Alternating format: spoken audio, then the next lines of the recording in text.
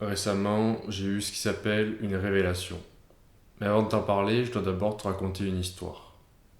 On est en janvier 2008 et je suis assis dans mon lit dans ma chambre. La maison est inhabituellement silencieuse. Tout ce que j'entends, c'est l'écho du film que mon père m'a mis sur le lecteur DVD portable. Il y a moins d'une heure, ma vie a complètement basculé. Et je me retrouve à faire quelque chose que je n'ai pas l'habitude de faire. Je me retrouve à angoisser pour l'avenir. Je me demande ce qu'on va devenir et surtout, je me demande où est passée ma mère. 2 heures plus tôt, mon frère et moi jouons dehors. Enfin, on s'ennuie plus qu'on joue. Et surtout, on attend que mon père rentre. On attend parce que on est censé partir tous ensemble en famille à la colline. Et les sorties en famille ces derniers temps se font assez rares. Donc avec mon frère, on attend que mon père rentre du travail. Il est censé arriver vers 14-15 heures. Et ma mère aussi attend. Ma mère aussi attend, mais elle, à l'intérieur, et elle passe souvent des coups de téléphone. Elle a l'air de savoir quelque chose que nous ne savons pas. Et donc le temps passe, et ça fait bientôt 3 heures que mon père aurait dû rentrer du travail. Finalement, il rentre, et au lieu de partir tous ensemble à la colline, nous avons l'interdiction de rentrer dans la maison. Nous devons attendre dans le jardin. Ce qu'on a fait toute l'après-midi déjà. Mais de l'extérieur, on peut entendre des cris, des engueulades. Et finalement, il fait presque nuit lorsque ma mère sort de la maison avec des larmes aux yeux, monte dans la voiture et s'en va. Plus tard, j'apprendrai qu'en fait, mon père n'était pas au travail, mais avec sa maîtresse. Je considère la séparation de mes parents comme l'événement le plus important de toute ma vie. Pour moi, c'est comme un nœud, il y a un avant et un après. Et celui que j'étais avant n'a absolument rien à voir avec celui que je suis devenu. Avant, j'étais un enfant très créatif, très imaginatif, qui parlait beaucoup, qui riait beaucoup. Et soudainement, je me mets à parler moins, à ne plus sourire, et surtout, je me mets à avoir des comportements très bizarres. Par exemple, dans des situations de stress, mon œil commence à clignoter tout seul. Ou alors mon biceps se contracte nerveusement, au point où parfois j'ai des crampes. Et donc on m'emmène voir des psychologues, on m'emmène voir un psychologue, un deuxième, un troisième, et rien ne change. Je n'avance absolument pas. Et entre-temps, je me mets à plonger tête dedans dans les distractions. Je me mets à jouer aux jeux vidéo, je me mets à regarder beaucoup de films, je me mets à regarder de la pornographie. Et je pense que pour moi, c'était vraiment un moyen de nier la situation, de nier la réalité. Et donc, comme rien ne changeait, j'ai décidé de faire mes propres recherches. J'ai décidé d'essayer de comprendre comment fonctionnait mon cerveau. Et le plus je creusais, le plus je réalisais à quel point la séparation de mes parents m'avait comme fait un traumatisme, m'avait comme cassé le cerveau. Et je n'aime pas faire des hypothèses sur le passé, mais je pense réellement que si mes parents étaient restés ensemble et si j'avais eu une figure paternelle stable, je pense que j'aurais évité pas mal de pièges et d'addictions. Maintenant, je sais qu'avoir des parents ensemble, ça ne fait pas tout, et j'ai rencontré dans ma vie pas mal de gens dont les parents n'étaient pas divorcés et qui pourtant avaient les mêmes problèmes que moi. Addiction, jeux vidéo, tics, pornographie, nourriture. Même si les causes sont différentes, à la fin on se rejoint, on a les mêmes problèmes. Et si je fais cette vidéo aujourd'hui, c'est parce que j'ai besoin de toi. Vois-tu, pendant 2 mois, je n'ai pas publié une seule vidéo sur la chaîne. Et ça m'a laissé le temps de réfléchir à quelle direction je voulais prendre, à ce que je voulais que cette chaîne devienne. Et c'est là que j'ai eu une révélation. Dans 5 ans, maximum, je serai père. Dans 5 ans, j'aurai un enfant. Sauf qu'actuellement, je ne suis absolument pas prêt pour avoir un enfant.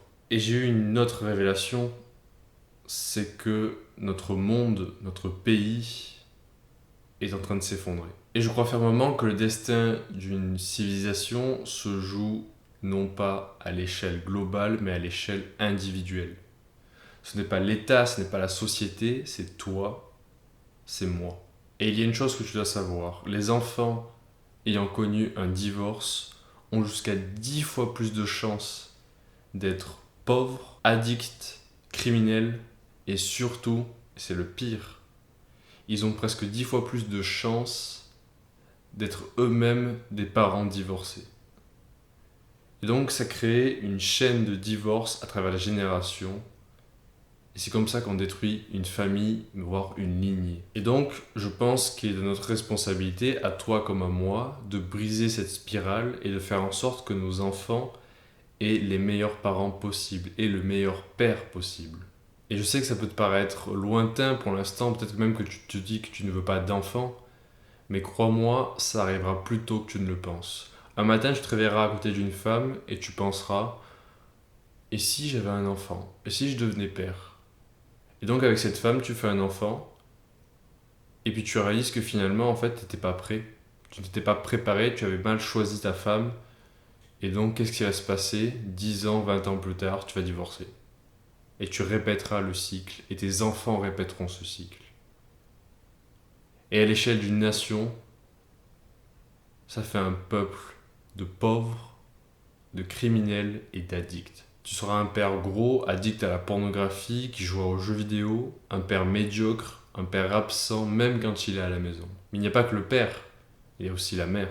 Tu veux la meilleure mère pour tes enfants. Tu veux une mère qui soit féminine, dévouée, traditionnelle. Mais je dois te dire la vérité, ces femmes se font de plus en plus rares. Et donc la compétition est de plus en plus rude pour les avoir. Mais je vais donner une astuce pour trouver ces femmes. Sois meilleur. Sois la meilleure version possible et surtout sois meilleur que les autres. Réfléchis un instant. Pourquoi est-ce qu'une femme se mettrait avec toi?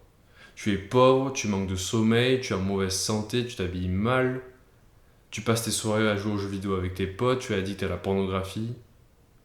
Une femme n'a aucun intérêt à te rejoindre, à se mettre avec toi. Elle n'a aucun intérêt à confier ce qu'elle a de plus précieux, c'est-à-dire sa capacité à féconder, pour toi. Tu dois comprendre que la qualité de ta femme et donc de la mère de tes enfants est relative à ta propre qualité. Et si tu passes tes soirées à te masturber comme un macaque, tu trouveras pas mieux, tu trouveras au mieux quelqu'un d'égal à toi. Mais tu trouveras jamais mieux. Mais une fois que tu as compris cela, tu disposes désormais d'un avantage conséquent sur ta compétition. Tu disposes d'une mission, tu as un but transcendant. Parce que quand tu regardes les vidéos de développement personnel, peut-être que tu as remarqué que ils parlent tous de rejeter la modernité, de dépasser tes limites, de rejeter et de reporter les distractions et les récompenses instantanées pour des récompenses sur le long terme. Mais quand tu les écoutes bien, en fait, ils visent à peine plus haut que la modernité qu'ils rejettent. Pourquoi ils parlent de gagner de l'argent? Ils veulent gagner de l'argent pour s'acheter une voiture et des vêtements, pour avoir un statut. Pourquoi ils parlent d'être en bonne santé? D'aller à la salle tous les jours. Pour séduire le plus possible de filles. Ces filles dégénérées sur Tinder qui passent leur temps à critiquer, à dénoncer, alors qu'en même temps ils cherchent à coucher avec. Tu vois l'hypocrisie. Tout ce qu'ils veulent, c'est des abonnés pour leur estime de soi et pour leur statut. Ils n'ont jamais eu de but transcendant, ils n'ont jamais eu d'ambition autre que leurs intérêts égoïstes. Ils ne visent que sur le court terme. Ils sont à peine meilleurs que la médiocrité. Et ça suffit d'ailleurs. Ça suffit largement pour gagner beaucoup d'argent et avoir beaucoup d'abonnés. Il suffit d'être juste un petit peu meilleur que la médiocrité. Mais un petit peu meilleur que la médiocrité, ça reste très bas en fait. Et donc ici, je ne veux pas qu'on fasse ça. Ici, je veux qu'on voit sur le long terme. Je veux qu'on s'améliore pour soi, mais aussi pour nos enfants et pour leurs enfants et leurs enfants. Ici, je veux qu'on pense lignée, je veux qu'on pense civilisation. Ça ne veut pas dire que je rejette le fait d'être plus séduisant, le fait de gagner de l'argent, de soutenir sa famille, absolument pas. Je pense que ça part de soi et que tu ne pourras pas avoir des enfants épanouis si toi-même tu n'es pas épanoui, si tu n'as pas travaillé sur ta santé mentale et si tu n'as pas un bon physique, si tu n'es pas en bonne santé physique. Mais je veux qu'on voit plus loin que ça. Je pense qu'il est temps pour le développement personnel d'évoluer.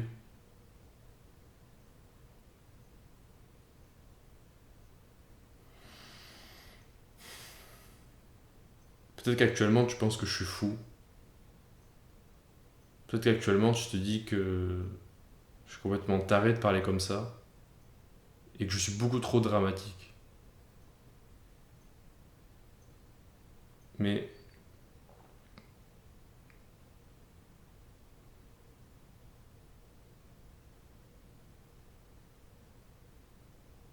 Je pense que c'est notre responsabilité.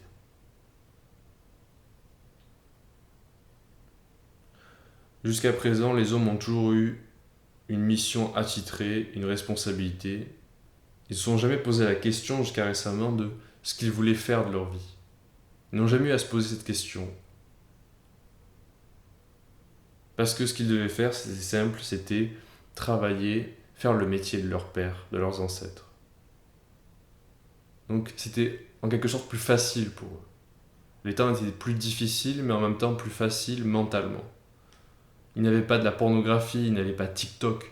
Aujourd'hui, on doit soi-même trouver sa propre mission, son propre but dans la vie. Et c'est extrêmement difficile. Et je pense que finalement, nous avons une mission. Nous ne sommes pas sans but. Nous avons une mission, une responsabilité. Et c'est quelque chose d'assez global, forcément, c'est peut-être pas assez individualisé pour toi. Mais c'est la mission qui nous unit tous actuellement. C'est devenir de meilleurs pères. Mettre fin à ce cycle de divorce, d'addiction, de dégénérescence. Redresser notre lignée. Peut-être qu'actuellement, tu te rends compte que c'est énorme et il y a beaucoup à faire. Et je vais te dire la vérité, il y a beaucoup à faire. Tu as beaucoup à faire, j'ai beaucoup à faire. Mais je crois que c'est quand même possible. Désormais, tu as un but, tu as une direction, mais mon travail à moi, c'est de te montrer comment faire, concrètement. Et je veux montrer l'exemple. Et ça ne veut pas dire qu'on va jamais échouer, je pense même qu'on va beaucoup échouer durant ce voyage. Toi comme moi, on va beaucoup échouer. Mais je pense qu'on arrivera à destination. D'ailleurs, peu importe si on y arrive ou pas, il n'y a que ça qui vaille. Il n'y a que ce combat qui vaille actuellement. Sinon, tu vas faire quoi? Tu vas retourner sur ton téléphone, sur YouTube, sur TikTok, sur Instagram, regarder des fesses sur Instagram, regarder de la pornographie. C'est ça que tu vas faire de ta vie. Je pense que nous avons pour responsabilité d'accomplir notre plein potentiel et d'être meilleur que l'étaient nos parents. Tu as le choix entre continuer comme ça et être un père avec 600 nanogrammes par décilitre de testostérone maximum, addict à la pornographie, qui joue aux jeux vidéo, qui est seul le soir parce que sa femme l'a quitté, parce que c'était l'esclave de son patron, parce qu'il était incapable de subvenir aux besoins élémentaires de sa famille. Ou alors tu as le choix de devenir un homme supérieur, de devenir un chef de famille aimé et admiré, un chef de tribu respecté, un homme maître de ses émotions, qui subvient aux besoins de sa famille, mais non pas seulement de ses enfants, mais même de ses parents. Si c'est cet homme-là que tu veux devenir, alors tu peux t'abonner à la chaîne, parce que c'est la direction que nous allons prendre. Nous avons une mission, et nous allons l'accomplir.